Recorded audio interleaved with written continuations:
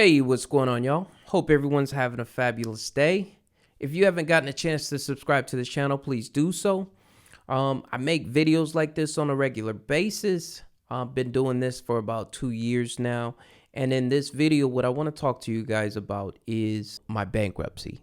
I get a lot of people asking me updates on my bankruptcy. I get a lot of people, and even to this day, one of my most viewed videos is my bankruptcy. So I'm under the impression that a lot of people are on the fence. Should you file bankruptcy? Shouldn't you file bankruptcy? What's my update? Would I do it again? And I want to talk to you guys about that going forward. So most of you guys know I got a company called CreditLiving. And how I started my YouTube channel was I wanted to show people how to build credit after bankruptcy. And so for me, my situation is going to be a little different than a lot of people because I've already was in the credit game. I already understood the credit game. And that's why I made this YouTube channel, because I really wanted to help people and show people that even if you have a bankruptcy on your credit report, you can still build a 700 FICO score. So giving you an update, two of my credit scores are in the 700s. One's is in the 690s. Am I getting loans? Am I getting credit cards? Absolutely. So when you file your bankruptcy, it takes about 60 to 90 days before you receive your discharge. Up until that point, you have all this stress hanging over you. It's like a black cloud. All this debt. You have creditors calling you. You have you're constantly thinking about this debt that's hanging over you. It's hard for you to go to sleep. It's messing up your relationships. And one thing that I want you guys to understand is once you get your discharge letters, you go to your meeting of creditors. And after your meeting of creditors, you get your letter basically saying that your debt has been forgiven. Once you receive that letter, everything kind of changes. There's this huge burden that's been lifted off of you. At that point, that's when you start grinding. You start really focusing on building credit.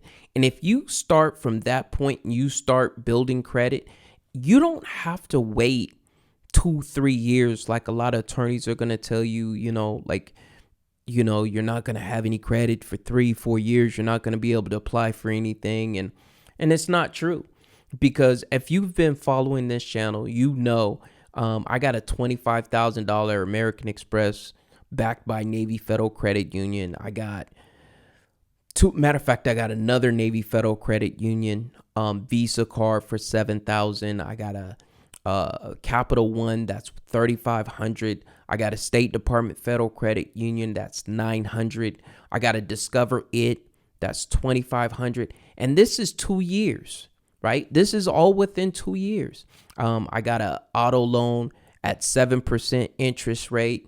I have all these a $15,000 loan, but it's for business. But I got a $15,000 business loan. All after a bankruptcy, within 2 years of a bankruptcy. So is it possible? Absolutely. And when I filed my bankruptcy, I want you to understand, I had about $200,000 hanging over me that I had to pay, right? And I'm one of the very few people out here that got a chance to really build their business credit to the point where if I wanted to get something in my business name, I would be able to get it without a personal guarantee, right? I could do it straight from my business. It took me years to get there, but there was a lot of financial institutions that was helping me get to where I needed to get to in business. And one of the drawbacks of filing bankruptcy is those institutions that you burned, you're not going to have those relationships anymore. As long as you can overcome that hurdle, that I would say that would probably be the biggest hurdle that you're going to have to overcome when you're filing your bankruptcy. If you're the type of person where you actually care about your name, like you don't like people talking bad on your name, you don't like people looking at you like you got this scarlet letter on you, then if you can get over that aspect of it, then you're going to be fine. Even making this video talking about my bankruptcy, it bothers me a little bit because I feel like I have a scarlet letter on me that I've been always trying to take this stigma off me. But I know without a shadow of a doubt that these videos on bankruptcy helps a lot more people than my ego, right? It's easy for me to look at my ego and go, yeah, I'm not going to make this video. I get so many people asking me about it that it's really important that I stay on it, and I keep continuing helping you guys with, personal financial situations that you're having to deal with on a daily basis, right? And if you had some type of medical situation, especially medical, you could go get a couple of x-rays and it come out to $17,000. You put that gown on, that backless gown on, I can pretty much guarantee you're going to be paying a lot of money, and you're going to owe a lot of money for those x-rays or what have you, and you're going to come to a decision, what am I going to do? When you're looking for your attorney, I will say this: don't go to the very first attorney. Don't take the advice from the very first attorney and that be the end of it. Go to 2 or 3 different attorneys. Talk to 2 or 3 different attorneys because their advice is going to vary.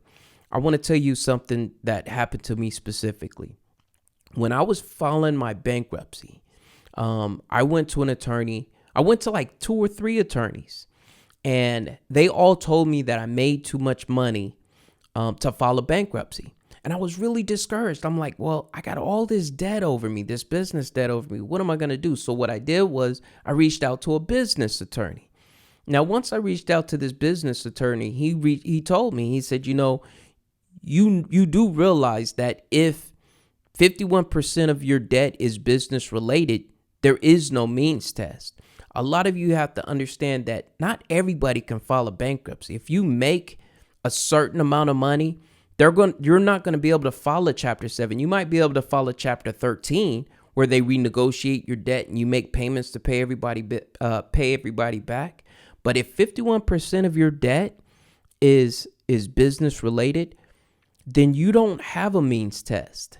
Right? That means you just completely bypassed the means test. And I didn't know that. And had I not gone to a business attorney and stayed diligent, keep talking to different attorneys, I probably would have never filed bankruptcy. So I'm constantly learning that not taking the first advice is probably the best advice that I can give you, because every situation is different. If I'm sitting up here telling you that bankruptcy was good for me, you could take it as, okay, well, bankruptcy is going to be good for you. And that might not be the situation. Every situation is different. But what I can tell you, without a shadow of a doubt, that if you do file a bankruptcy, if you do file a Chapter 7, you're not going to have to wait 3-4 years to rebuild your name. Okay, now there's certain things that won't come off your bankruptcy, like student loans. That's going to be with you forever. So if you're sitting in $400,000 worth of student loans, yeah, you're probably going to have to pay that money back, right? But if you're a type of person where, you just have $30,000, $40,000 worth of credit card debt and you don't make a lot of money, right? You got $30,000, $40,000 credit card debt and you don't make a lot of money and you don't have a lot of assets, chances are bankruptcy might be for you. I'm not going to sit here and say should you do it or shouldn't you do it. It's a decision that you're going to have to make for you, right? But as far as my update, as far as everything that worked for me, would I do my Chapter 7 again? Absolutely. It helped me out drastically. Some things I probably would do a little bit different. And the number one thing, and I just want to share this with you, you are obligated to make all your payments up until you file your Chapter 7 bankruptcy. Now, how that's going to benefit you. A lot of times people think that Chapter 13 is what ravages your credit report. That's not what tears your credit report up. When I first started my bankruptcy, up until the point I filed my bankruptcy, my credit score was in the mid-7s. I had a really good credit score. But what happened was I stopped paying things because I got some bad advice, right? I got some bad advice, so I stopped paying certain things, and that's what tore my credit score up. I went from mid-7s to mid-5s and like that. One thing I want you guys to understand is the higher your credit score, I don't care how small the blemish, the more effect it's going to have on your credit score. So if you have a 30-day late and you're in the 700s and you have another person that's 30 days late and they're in the 5s, if you're in the 700s, you're going to have a far more point drop than a person that's in the 500s, right?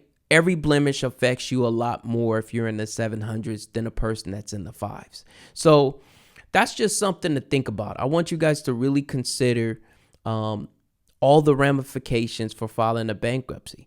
The only con I could really consider is the relationships that I had. I don't have anymore. I lost those relationships. The stigma of having a bankruptcy on my credit report, it hurts my ego, right? Especially being a credit guy, it hurts my ego. I'm working, trying to get some stuff off my credit report, and I know it's not an overnight process, but yeah, it definitely will hurt your ego if you're a prideful person. But if you can get over the pride and it's going to take you, 10 years to pay this debt off and you don't have a lot of assets, I'm not going to sit up here and tell you that you should file bankruptcy, but if I was in that position, I would highly consider it.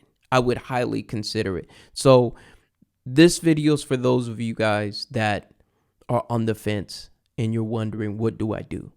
If you do file bankruptcy and you're looking for a way to help, help you build credit, if you're looking for somebody to help you build credit and if you're looking for a way, this YouTube channel is probably the best YouTube channel out there for you. I'm a little bit biased because it's mine, but I believe it's the best channel out there as far as building credit. Most credit repair specialists, what they want to do is they want to dispute items on your credit report. I do that as well. If you're looking to get items taken off your credit report and items aren't 100% accurate, chances are we can probably get them removed or updated. All right. And that's what I look to do. I look to either remove the item or update them. But if you're looking for somebody to help you build credit, that's my specialty. That's what I help people do. It doesn't take a bunch of disputes and it doesn't take a bunch of time, especially if you're in the 500s. If you're in the 4 to 500, I could get you to 600s pretty quick. And I'm talking about 90 days if you do everything the way that I structure it for you. If you're in the 700s trying to get to the 800s, chances are it's time, right? If you see yourself plateauing and you're in the 700s, at this point, it's not about more credit. It's about time. Time is going to be the biggest factor. Making your payments on time, over time, is probably going to be the biggest factor to your credit score. And that's the frustrating part about credit, because it's easy to be motivated when you go from 5 to 6, 6 to 7. But when you go from 6 to 7, it takes some time. Once you get about 680, especially in a bankruptcy, if you have a bankruptcy, it's going to take you a little bit of time. But 680, you get to 680 and it just seems like, all right, this month I went up 3 points, right? And then you apply for something and you have a pretty big drop, 15, 20 points, maybe not that high, but you have a drop when you apply for something. But should you keep applying? Absolutely. You got to keep building credit. You got to keep trying to establish yourself. But bankruptcy, it's not something that you can't recover from. It's not going to take you 7 to 10 years to recover from. It's something that's going to be on your credit report if you don't have somebody like me that's going to help you try and remove it. But it doesn't have to be on there for 7 years. It doesn't have to be on there for 10 years if it's not reported 100% accurately. I'm going to catch you guys on the next one. You guys take care. Bye-bye.